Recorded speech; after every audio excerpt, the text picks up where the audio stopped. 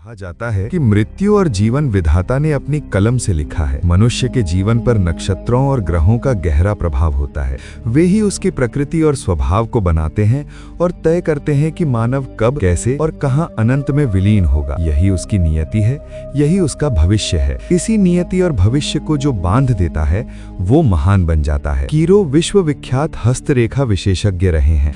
हस्तरेखाएं पढ़ते समय उनके जीवन में अनेक रहस्यमयी घटनाएं घटी और ऐसे ही एक प्रसंग का यहाँ उल्लेख है। कीरो लंदन स्थित अपने कार्यालय में बैठे हुए सोच विचार कर रहे थे कि लंदन के जाने माने धनी, हंसमुख, शौकीन मिजाज डगलस ने आकर उनका ध्यान भंग कर दिया।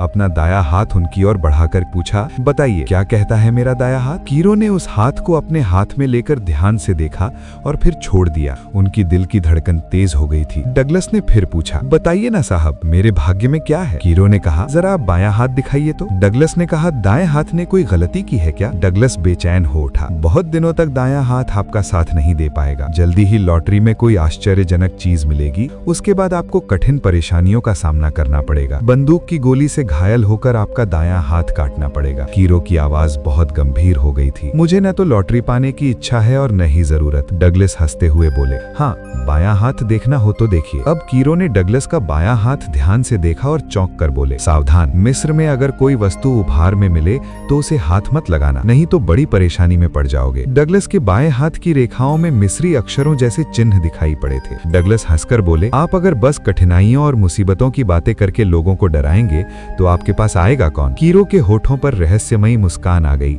लेकिन उन्होंने कुछ नहीं कहा। डगलस मरे अपना विजिटिंग कार्ड छोड़कर चले गए। समय बीतता गया। कीरो साहब ये भी भूल गए कि उन्होंने डगलस के बारे में कोई भविष्यवाणी की थी। 2 वर्ष बाद डगलस उदास चेहरे के साथ लड़खड़ाते कदमों से कीरो के कार्यालय पहुंचे। उनका दायां हाथ कंधे से कटा हुआ था और वे बहुत कमजोर लग रहे थे। कीरो को देखते ही उनकी आंखों से आंसू बहने लगे।